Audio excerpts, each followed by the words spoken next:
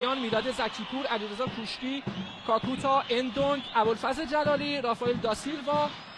ماشاریپوف و آرش رضاوند هم دیگر بازیکنانی هستند که دیتسو موسیمانه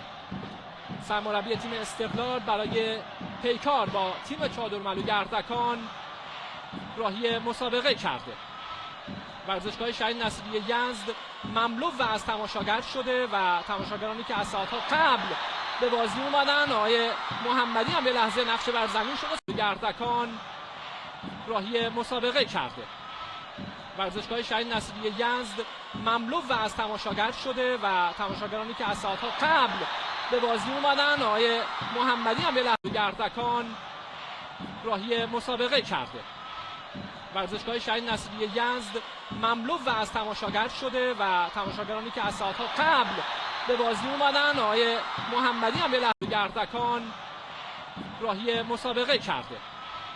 ورزشگاه شهید نصیری یزد مملو و از تماشاگر شده و تماشاگرانی که از ساعت‌ها قبل به بازی اومدن، آقای محمدی هم به لحظه گردکان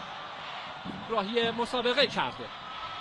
ورزشگاه شهید نصیری یزد مملو و از تماشاگر شده و تماشاگرانی که از ساعت‌ها قبل به بازی اومدن، آقای محمدی هم به لحظه